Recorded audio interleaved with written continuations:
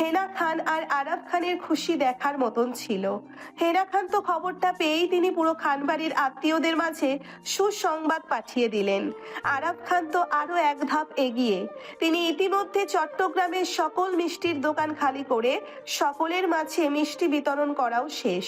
নিহাল খানের দলের লোকদের মাঝেও সেই মিষ্টি বিতরণ করা শেষ। মিষ্টি ভাগ অবশ্য হৃদও পেয়েছে। ডায়াবেটিসের সমস্যা হওয়ার পরও তাকে নিহাল খান খুশিতে দুবার মিষ্টি খাওয়ালেন। একের পর এক লোকজন এসে হৃদকে সাধুবাদ জানাচ্ছে বাবা হওয়ার, অথচ হৃদ তাতে হো হ্যাঁ কিছুই বলেনি। মূলত হৃদ কোনো প্রতিক্রিয়া দেখালো না এই বিষয়ে। বউ না ছুঁয়েও যদি সে বাবা হতে পারে তাহলে সে সত্যিই বাবা হতে চলেছে। এমন অদৃশ্য সন্তানের খুশিতে একটা মিষ্টি নয়, বরং কয়েক প্যাকেট মিষ্টি খেলেও হৃদের ডায়াবেটিস বাড়বে না, আর না প্রেশার হাই হবে। এই তো দুপুরের দিকে বউয়ের সাথে রাগারাগি করে হৃদ রাদীপকে নিয়ে মায়াকে বাড়িতে পাঠালো, আর সন্ধ্যা হতে না হতেই তার কাছে মিষ্টি আসে। সে বাবা হতে চলেছে। তার বউ কি প্যাচ লাগিয়েছে সেটা হৃদ জানে না, তবে হৃদ যে বাবা হতে চলেছে এটাই সত্যি। এমনিতে সে একজন বদনাম পুরুষ, বউয়ের জন্য না হয় আরেকটু বদনাম হলো। হৃদ কাজ শেষ করে ক্লান্তিতে ঘরে ফিরল প্রায় রাত 1টার পর। সঙ্গে রাদীপ আর নিহাল খানও ছিল। মধ্যরাত হওয়ায় বাড়িতে তেমন কেউ জেগে ছিল না, হেনা খান ছাড়া। আরাফ খান অনেকটা রাগ জেগে বসেছিল হৃদের আশায়, কিন্তু রাত বেশ হওয়ায় তিনি ঘুমিয়ে পড়েন একটা সময় পর। এতে হৃদ যে যাত্রায় বেঁচে যায় আরাফ খানের হাত থেকে, নয়তো মায়াকে ঘিরে দু চারটে খোঁচাখুচি তো করেই ফেলতো আরাফ খান হৃদকে। হেনা খান, হৃদ, রাদীপ, নিহাল খানকে তিনজনকে একত্রে বাসায় ফিরতে দেখে তিনি দৌড়ে ফ্রিজ হতে হৃদের জন্য তোলা মিষ্টি নিয়ে আসেন। একে একে সকলের মুখে অল্প মিষ্টি তুলে দিতেই হৃদ সেই মিষ্টি আর মুখে তুলল না, বরং গম্ভীর হৃদ মুখটা আরো গম্ভীর করে হনহনিয়ে চলে গেল নিজের রুমের দিকে। হৃদকে বেশ কয়েকবার পেছন থেকে ডাকলেন হেনা খান। হৃদ হেনা খানের ডাকে উত্তর না করে নিজের অন্ধকার ঘরে ঢুকে আলো জ্বালালো। বিছানায় এলোমেলো মায়াকে শুয়ে থাকতে দেখে হৃদের গম্ভীরতা আরো বাড়ল। একে তো মায়া হৃদকে না জানিয়ে বাসা থেকে বের হয়েছে, দ্বিতীয়ত নাদিমের সঙ্গে দেখা করেছে যে ছেলেকে ঘিরে হৃদ মায়ার সম্পর্কে ফাটল ধরতে বসেছিল, তৃতীয়ত হৃদ রেগে আছে সেটা জানার পরও মায়া কেন হৃদের অপেক্ষা না করে ঘুমিয়ে পড়ল, তাতে হৃদের ভেতরে রাগ বাড়ল। বউ হিসেবে হৃদ চাই মায়া হৃদের আশেপাশে থাকুক, হৃদের ছোট ছোট ইচ্ছেগুলো পূরণ করুক বাকি বউদের মতো, অথচ মায়া তার কিছুই করছে না। হৃদ ব্যস্ততায় মায়াকে সময় দিতে না পারলেও মায়া হৃদের অপেক্ষায় বসে থাকে না, হৃদকে সময় দেয় না। রাগান্বিত হৃদ গম্ভীর থেকে আরো গম্ভীর হলো। গোসল সেরে কিছু না খেয়েই শুয়ে পড়লো, অথচ হৃদের রাতের মেডিসিন ছিল। সারাদিনের ব্যস্ততায় হৃদ মাথার টনটনে ব্যথা নিয়ে শুয়ে পড়লে তার খানিকটা সময় পরই মায়ার ঘুম ভাঙলো হঠাৎই। আবছায়া অন্ধকারে হৃদকে পিঠ মুড়িয়ে শুয়ে থাকতে দেখে মায়া উঠে বসলো। হৃদের অপেক্ষা করতে করতে কখন জানি চোখ লেগে গিয়েছিল ঘুমে মায়ার। হৃদকে পিঠ মুড়ে শুয়ে থাকতে দেখে মায়া এগিয়ে গেল হৃদের দিকে। হৃদের পিঠে হাত রেখে ডাকতে চাইলে হৃদের গায়ের গেঞ্জিটা স্যাঁতসেঁতে ভেজা পেল। হৃদ ভেজা জিনিস পরে থাকতে পারে না, অথচ আজ ভেজা শরীরে শুয়ে পড়েছে। বিষয়টা মায়ার ধারণাতে আসতেই বুঝতে পারল হৃদের অভিমানের কারণটা। মায়া হৃদের পিঠ ঘেঁষে বসে হৃদের মাথায় ভেজা চুলে হাত চালিয়ে খুবই ধীর গলায় ডাকলো হৃদকে। যে শুনছেন, ঘুমিয়ে গেছেন? এই যে। হৃদ উত্তর করলো না, ঠাই সেভাবে জেদ করে শুয়ে থাকলো। মায়া পুনরায় একইভাবে ডাকলো হৃদকে। এই যে শুনছেন, উঠুন। ভেজা মাথায় কেন শুয়েছেন? আপনার না ভেজা মাথায় জ্বর আসে? উঠুন, মাথা মুছবেন। কথাটা বলতে বলতে হৃদকে অল্প ধাক্কা দিয়ে নড়াতে চাইলো মায়া, কিন্তু হৃদ নড়ল না। মায়া বুঝতে পারলো হৃদ সবে মাত্র গোসল করে শুয়েছিল, তাই হৃদ এত অল্প সময়ে ঘুমিয়ে যায়নি। অন্ধকারে মায়া বিছানার পাশ হতে নিজের ওড়না নিয়ে গায়ে জড়ালো। বিছানা হতে নামতে নামতে দীর্ঘ কালো চুলগুলো হাতে পেঁচিয়ে হাত খোপা করতে করতে এগোলো সুইচ বোর্ডের দিকে। অন্ধকার রুমের আলো জ্বালিয়ে বিছানার দিকে পুনরায় এগিয়ে গেল। হৃদের সম্মুখে ফ্লোরে দাঁড়িয়ে দুহাতে হৃদের বাহু টেনে হৃদকে বসাতেই হৃদ রাগে মেজাজ দেখিয়ে বলল, কি সমস্যা? টানাটানি করছো কেন? কি চাই? মায়া হৃদের রাগের পাত্তা না দিয়ে গায়ের ওড়নাটা চালালো হৃদের মাথায়। হৃদের ভেজা মাথা মুছতে মুছতে বলল, আপাতত আপনাকে চাই, আপনি হলেই চলবে। হবে না আমার? হৃদ মায়ার হাত সহ ওড়নাটা মাথা থেকে সরিয়ে দিতে দিতে বলল। না, সামনে থেকে সরো, ঘুমাবো আমি। মায়া পুনরায় একইভাবে হৃদের মাথায় নিজের ওড়নাটা চেপে মুছতে মুছতে বলল। সরা যাবে না। এতক্ষণ আপনি বাইরে ছিলেন, আমি কিছু বলেছি? এখন ঘরে এসেছেন মানে আমার কথা শুনতে হবে আপনার। হৃদ জেদি গলায় বলল। আমি কি বাধ্য তোমার কথা মানতে? মানবো না আমি। যাও সামনে থেকে। মায়া পুনরায় হৃদের কথায় অপেক্ষা করে বলল। রাতে কিছু খেয়েছেন নাকি এমনি শুয়ে পড়েছেন? নিশ্চুপ হৃদ মায়ার উত্তর করলো না। হৃদের গম্ভীর নীরবতায় মায়া বুঝতে পারলো হৃদ না খেয়েই শুয়ে পড়েছিল। মায়া হৃদের মাথা মুছে কভার থেকে হৃদের জন্য একটি টি শার্ট বের করে আনলো। হৃদের হাতে দিতে দিতে বলল। আপনার গায়ের ভেজা টি শার্টটি চেঞ্জ করে এটা পরুন, আমি আপনার জন্য খাবার নিয়ে আসছি। কথাটা বলে মায়া হৃদের হাতে টি শার্টটি তুলে দিতেই হৃদ সেটি বিছানায় ফেলে দিল। মায়া চলে যেতে গিয়েও হৃদের কাণ্ডে ফিরে এলো। হৃদের কোমরের দুপাশে কাপড় চেপে মায়া টেনে খুলল হৃদের মাথা দিয়ে। মায়ার আনা হৃদের জন্য টি শার্টটির ভাঁজ খুলে হৃদকে পরাতে গিয়ে মায়ার দৃষ্টি থামে হৃদের প্রশস্ত বাহুর দিকে তাকিয়ে। হৃদ সত্যি আগের থেকে অনেকটা প্রশস্ত হয়েছে। শরীর ফিকরে বেরিয়ে আসতে চাইছে হৃদের বাহুর মাংস বেশি। মায়া ঘোর লাগা দৃষ্টি হৃদের প্রশস্ত শরীরে আটকে যেতে মায়ার মনে হলো হৃদ আগের থেকে আরো সুদর্শন হয়েছে খানিকটা মোটা হওয়ায়।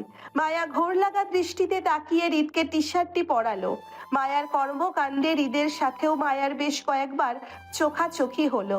মায়ার চুরি করার পরার ন্যায় তৎক্ষণাৎ পালিয়ে গেল রুম হতে হৃদের জন্য খাবার আনার বাহানা বানিয়ে। মিনিট 10 মাথায় ফিরে এলো হৃদের জন্য ট্রেতে খাবার সাজিয়ে।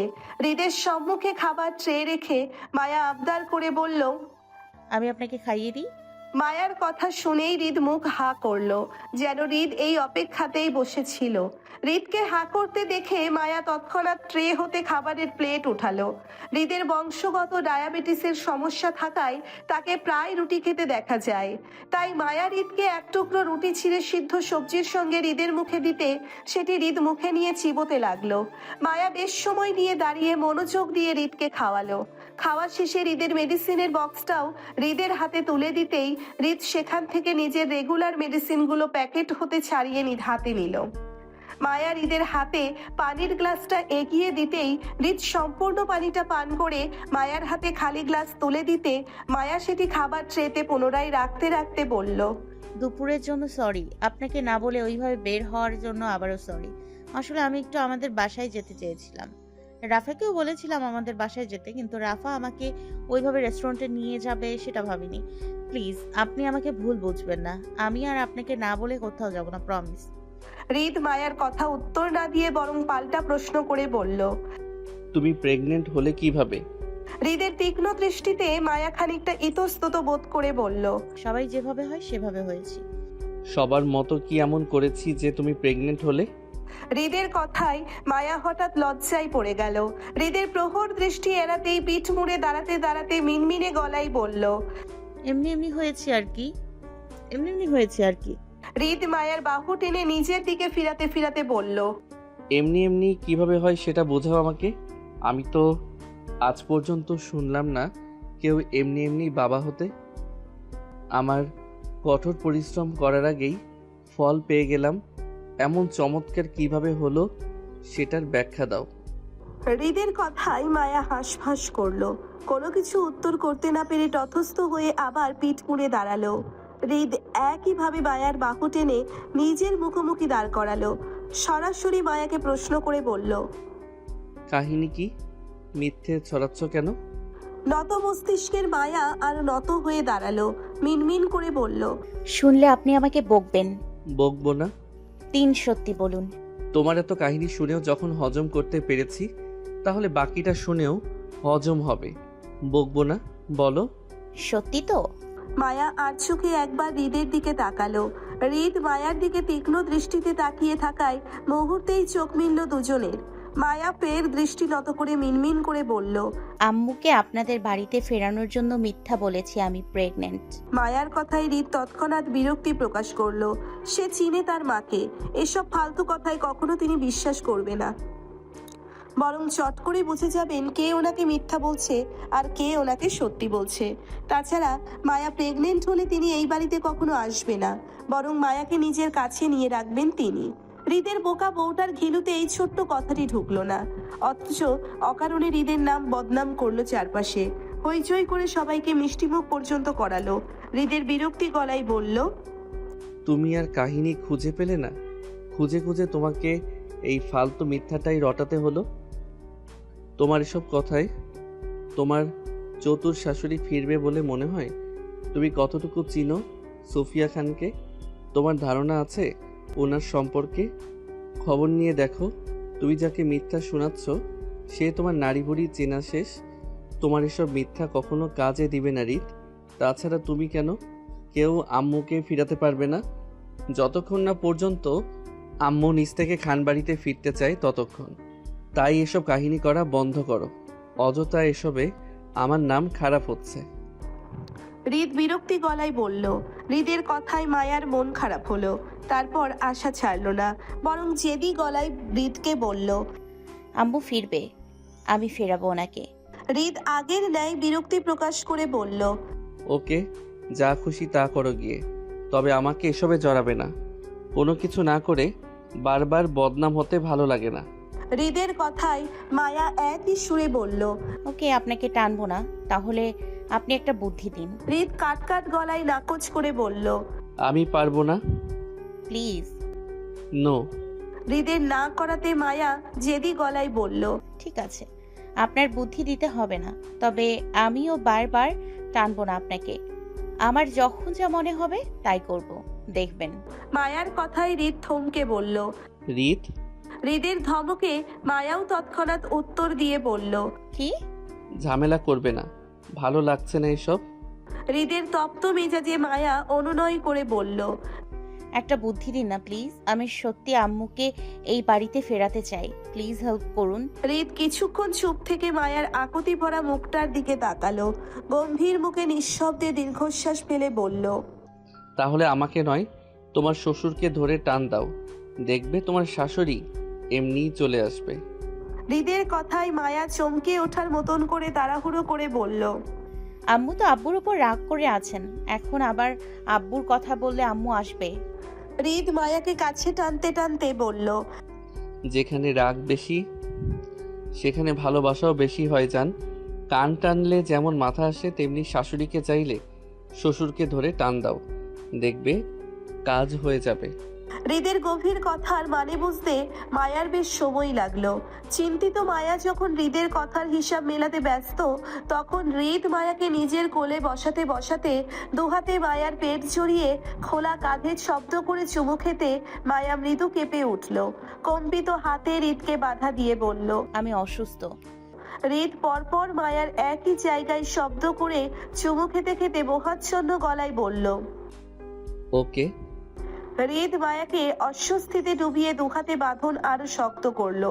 মায়ার কাঁধ হতে মুখ উঠিয়ে কানের লতিতে নাক চেপে হৃদ ফিসফিস করে বলল, তুমি অসুস্থ, অথচ পুরো খানবাড়ি মিষ্টি খাচ্ছে আমি বাবা হচ্ছি বলে। বউ না ছুঁয়েও বাবা হওয়ার যে ব্যাপারটা, সেটা কাকে বোঝাই বউ? আমার কষ্ট কেউ বুঝবে জান? হৃদের কথায় মায়ার মনে অপরাধ বোধ জাগ্রত হলো। শাশুড়িকে ফিরাতে গিয়ে মায়া নিজের স্বামীর মনে কষ্ট দিতে চায়নি। তাছাড়া ওদের বিয়ের অনেক দিন হলো, অনেক ঝড়ঝাপটাও গেল, দুজনের মনোমালিন্যতাও দূর হলো। এবার হয়তো ওদের দুজনের সামনে চিন্তা ভাবনা করা উচিত। এত কিছু চিন্তা ভাবনা না করেই মায়া ভিতরকার অপরাধ বোধে মিনমিন করে বলল, সরি, আমি আসলে আপনাকে কষ্ট দিতে চাইনি কোনো কিছুতে। আমি সুস্থ হলে আপনাকে জানাবো। হৃদের মনে হলো সে মায়ার কথা ভুল শুনেছে। তার বউ তাকে সুস্থ হলে জানাবে মানে? মায়া কি চাচ্ছে হৃদের কাছাকাছি আসতে? হৃদ মায়ার কথাটা শিওর হওয়ার জন্যে পুনরায় প্রশ্ন করে বলল, কি জানাবা তুমি? সুস্থ হলে জানাবো। মায়ার কথায় হৃদ হঠাৎ শব্দ করে হেসে ফেলল। মায়াকে ছেড়ে হাসতে হাসতে বলল, আবার বলো, কি হলে জানাবা তুমি? হৃদের হাসিতে মায়া দ্বিধায় পড়ে গেল। মায়া কি এমন বলেছে হৃদকে প্রথমে বিষয়টি বুঝতে না পেরে আবারও মিনমিন করে একই উত্তর দিয়ে বলল, সুস্থ হলে জানাবো আর কি। হৃদ যেন মায়ার কথায় মজা পেল। নিজের গম্ভীরতা ছেড়ে ঠোঁট প্রসারিত করে হেসে দুষ্টু স্বরে বলল হৃদ। তুমি সুস্থ হলে আমাকে জানিয়ে কি করবা জান? মায়া হৃদের কথার তালে মিনমিন করে বলল। তখন আপনার কষ্ট করতে হবে না। হৃদ মায়ার কথায় ইঙ্গিত বুঝেও না বোঝার মতন করে মজা নিল। কৌতুক করে দুষ্টু স্বরে বলল। তুমি আমার কি কষ্ট দূর করবা আগে সেটা শুনি। ওই যে মিনমিন করে মায়া কথাগুলো বলতে বলতে অস্বস্তিতে থেমে যায়। হৃদ একইভাবে বলল। ওই যে কি? কোন বিষয়ে কষ্ট করছি আমি, বলো না। ওই আর কি, ওই আর কি? কি মানে আপনি বললেন না তখন ওইটা। মানে কি বলেছি আমি? কি কষ্ট হচ্ছে আমার? হৃদের পেঁচানো কথায় মায়া আমতা আমতা করে বলল। মানে মানে কি জান? হৃদের পরপর দুষ্টুমিতে মায়ার বোধগম্য হলো যে হৃদ এতক্ষণ কোন বিষয়ে মায়াকে পেঁচাচ্ছিল। কথার মানে বুঝতে পেরে মায়া লজ্জায় আড়ষ্ট হলো। ছি, এসব বিষয়েও কেউ কথা বলে? মায়া হৃদের সম্মুখ থেকে চলে যেতে চেয়ে বলল। কিছু না, সরুন। মায়া হৃদের সম্মুখ থেকে পালাতে চাইলে হৃদ তৎক্ষণাৎ মায়ার বাহু টেনে পুনরায় একইভাবে মায়াকে নিজের উরুতে বসাতে বসাতে হৃদ আগের ন্যায় মায়াকে জড়িয়ে ধরতে ধরতে বলল।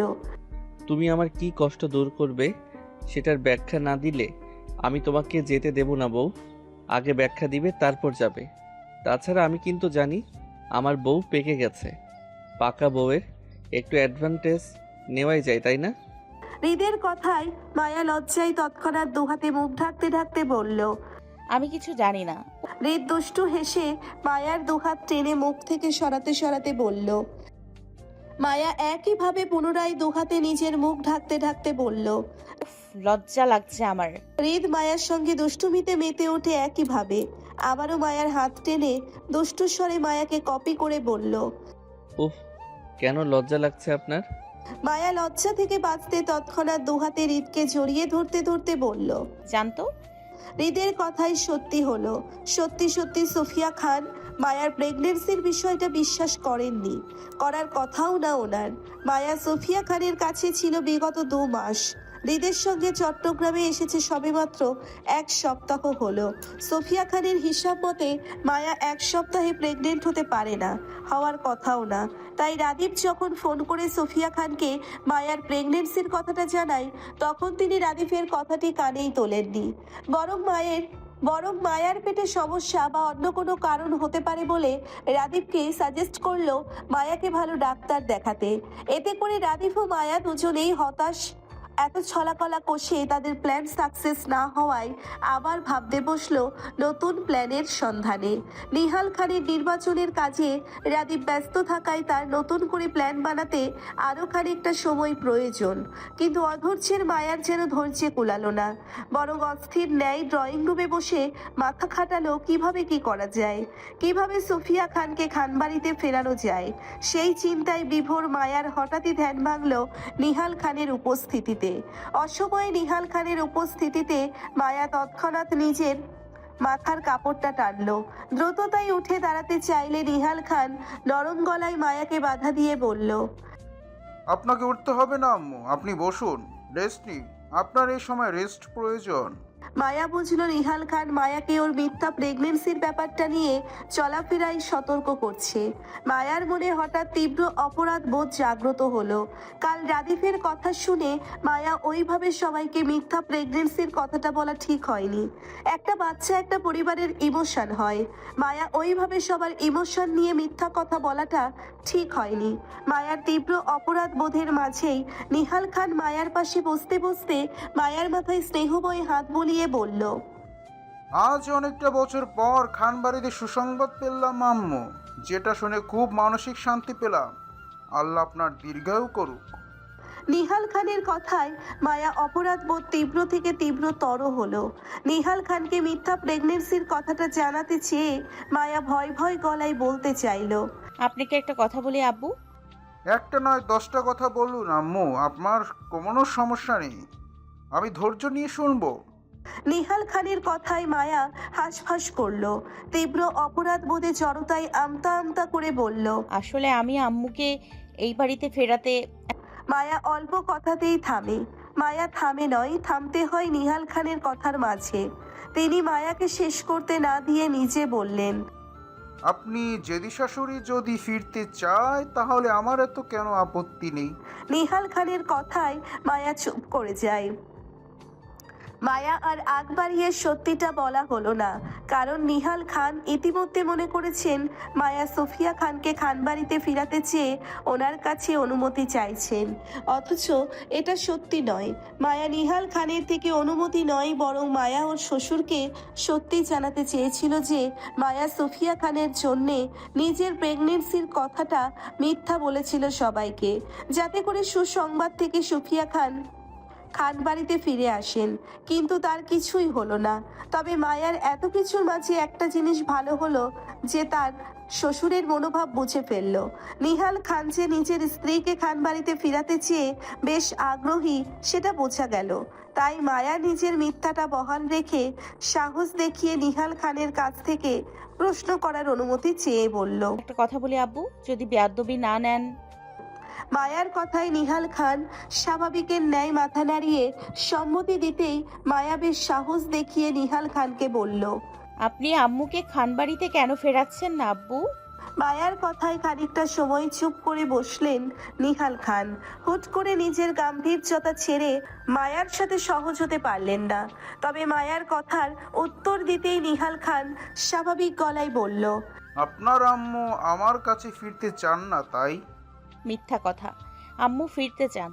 আপনি কখনো আম্মুকে নিজের কাছে রাখতে চাননি, সেজন্য আম্মু কখনো ফিরে আসেননি। আপনি ডাকলে অবশ্যই ফিরতেন আম্মু। মায়ার মতো নিহাল খানও হুট করে অস্থির উত্তেজিত হয়ে উত্তর করতে পারল না। তিনি মায়ার বয়সী নন, থাকলে অবশ্যই মায়ার মতন ছটফটিয়ে উঠে নিজের ভেতরকার কথাগুলো প্রকাশ করতেন। তিনি একজন মধ্যবয়স্ক ব্যক্তিত্ব সম্পন্ন ব্যক্তি, তাই ওনার কথা বলতে হবে ভেবেচিন্তে, জায়গা বুঝে। সব জায়গায় সব কথা যেমন বলা যায় না, তেমনি সব আবেগও সবার সামনে প্রকাশ করা যায় না। তাই নিহাল খান চেয়েও মায়ার সম্মুখে কোনো কিছুই প্রকাশ করতে পারল না, বরং ভেতরকার কথা চেপে গিয়ে ভারী নিঃশ্বাস ফেলে মায়ার কথার উত্তরে বলল। নিহাল খানের কথায় মায়া যেন ভুলে বসলো। বাড়ির সবাই যেখানে আপনার শাশুড়িকে ডেকেছে সেখানে আমার কি আলাদাভাবে ডাকতে হবে? নিহাল খানের কথায় মায়া যেন ভুলে বসলো সেও সম্মানিত শ্বশুরের সঙ্গে কথা বলছেন। মায়া অস্থির ভঙ্গিতে বলল, বাড়ির সবাই আর আপনি কি এক আব্বু?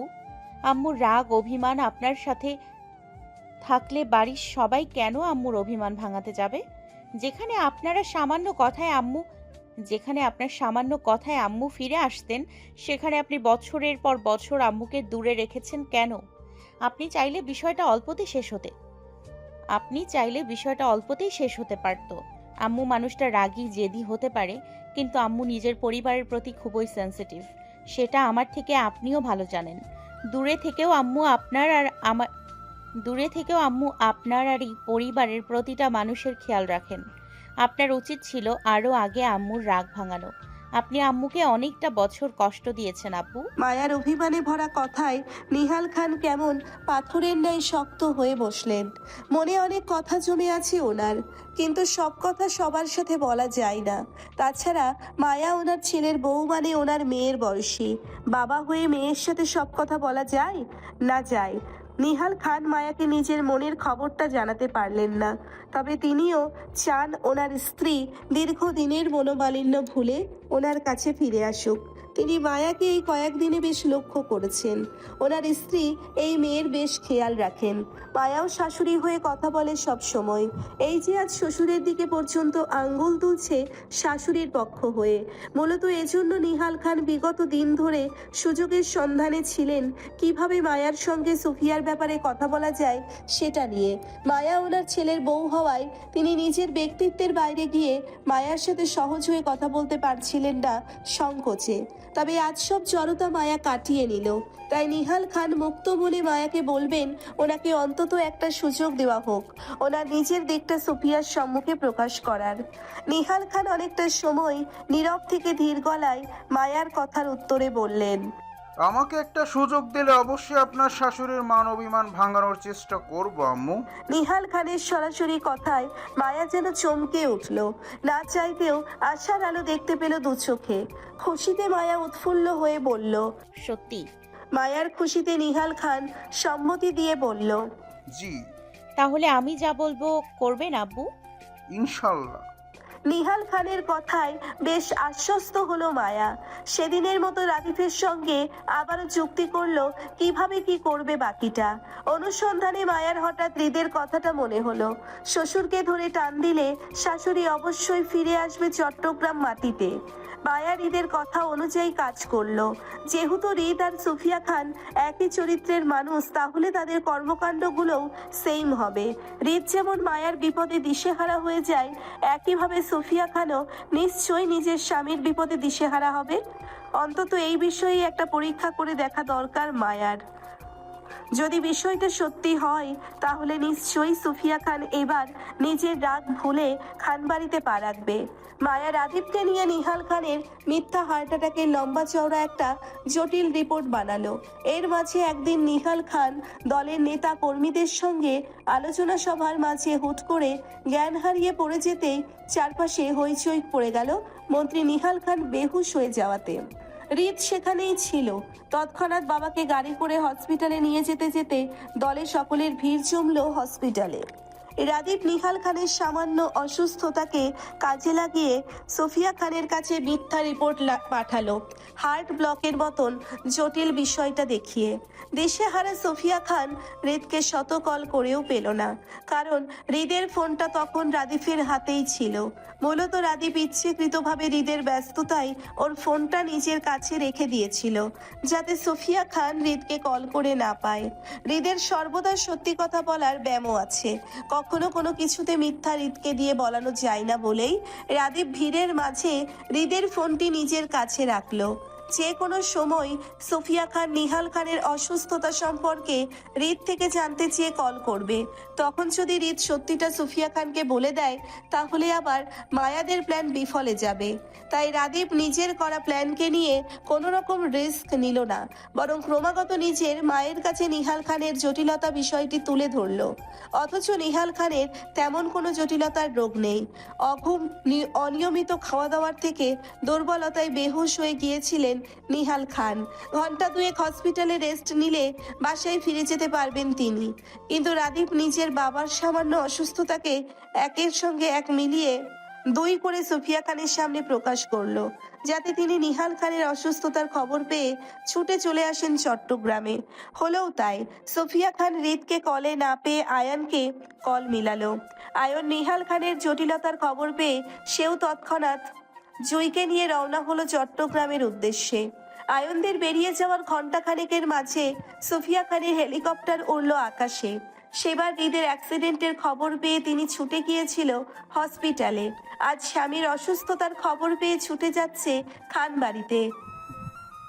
সেই 15 বছর আগে তিনি এক কাপড়ে খানবাড়ি ছেড়েছিলেন। আজ 15 বছর পর আবারও এক কাপড়ে খানবাড়িতে গিয়ে উঠছেন। এর মাঝে কেটেছে দীর্ঘ 15 বছরের মনোমালিন্য। তারপরও কখনো সোফিয়া খান নিহাল খানের সঙ্গে যোগাযোগ না, কথা পর্যন্ত না বলেননি।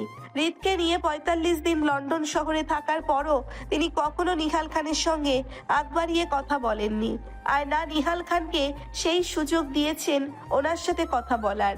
অথচ আজ মায়ার অতিরিক্ত কান্নাকাটি আর রাদীফের বাড়াবাড়ি রকমের রিপোর্টে এক মুহূর্তের জন্য শক্তপোক্ত সোফিয়া খানও ভয়ে থমকে যায়। দীর্ঘদিনের মনোমালিন্য ভুলে অবশেষে সেই অপ্রিয় মানুষের টানে ফিরতে হয় চট্টগ্রামের মাটিতে। খানবাড়িতে সুখের বসন্ত লেগেছে। দীর্ঘ 15 বছর পর সুফিয়া খান পা পড়েছে খানবাড়ির আঙিনায়। এই নিয়ে সকলে ভিড় জমিয়েছে সুফিয়া খানের চত্বরে। আরাফ খান, হেনা খান ছেলের অসুস্থতার দুঃখের চেয়ে বেশি আনন্দ প্রকাশ করছেন সুফিয়া খানের আগমনে। সেই খবর তিনি দেশ বিদেশে সকল আত্মীয়ের মাঝে ইতিমধ্যে পাঠানো শেষ। হেনা খান নিজের 3 কন্যার সঙ্গে শশীর মাকেও আমন্ত্রণ জানালেন খানবাড়িতে আসার জন্য। আরাফ খান সেই ফাঁকে বাড়িতে আয়োজন করলেন মেজবাহনের দাওয়াতের। সুফিয়া খানকে ঘিরে শ্বশুর শাশুড়ির এমন উৎফুল্লতার আনন্দটুকু নীরব চোখে দেখলেন সুফিয়া খান। বয়স্ক মানুষ বাচ্চাদের মতন হয়, সেটা আবারও যেন প্রমাণ করলেন আরাফ খান আর হেনা খান। সুফিয়া খান বাড়িতে ফিরেছেন বিকাল 3টা নাগাদ। এখন সন্ধ্যা 6টা। এর মাঝে পার হলো 3 ঘন্টা। এই 3 ঘন্টায় এই মানুষ দুটো ওনার হাতে গোটা খানবাড়ির দায়িত্ব দিয়ে বসে আছেন। সার্ভেন্ট থেকে শুরু করে গোটা খানবাড়ির মানুষ ওনার থেকে প্রতিটি কাজে অনুমতি নিচ্ছেন। সুফিয়া খান বেশ বুঝতে পারছেন এসব ওনার শ্বশুর শাশুড়ির কাজ। যে দায়িত্ব তিনি 15 বছর আগে ফেলে গিয়েছিলেন, সেই দায়িত্ব যত্ন করে ওনার হাতে আবারও তুলে দিতে চাচ্ছেন তারা। কিন্তু সেটা আর সম্ভব নয়। এই সংসার আর ওনার নয়। এই সংসারের মায়া তিনি আরো অনেকটা বছর আগেই মারিয়ে গেছেন। আজ হয়তো তিনি তাড়াহুড়ো করে চট্টগ্রামে ফিরেছেন, কিন্তু এই সংসারের তিনি আর স্থানীয় হবেন না। আজ বাদে কালই ফিরে যাবেন নিজ গন্তব্যে। তাই তিনি চাচ্ছেন না ক্ষণিকের জন্য শ্বশুর শাশুড়িকে কোনো কিছুতে বাধা দিতে, বরং যেটা যেভাবে চলছে সেভাবে চলুক। তারা যদি অল্পতে খুশি হন তাহলে হোক, এতে অপরাধের কোনো কিছু নেই। বরং তাদের ভুল ধারণা একটা সময় এমনিই ভেঙে যাবে। মনস্তাত্ত্বিক ভাবনার গম্ভীর সুফিয়া খান হাতের গ্লাসটা ডাইনিংয়ে রাখতে রাখতে তাকালেন অদূরে সোফায় বসা হেনা খানের দিকে। হেনা খান সুফিয়া খানের বাড়ি ফেরার খুশিতে উৎফুল্লতা দেখিয়ে মেয়েদের সঙ্গে কথা বলছেন ফোনে। সুফিয়া খান এক পলক সেদিকে তাকিয়ে এগোতে চাইলেন সিঁড়ির দিকে। তক্ষুনি বাধা দিয়ে ডাকলো কাজের মেয়ে মালা। বলল,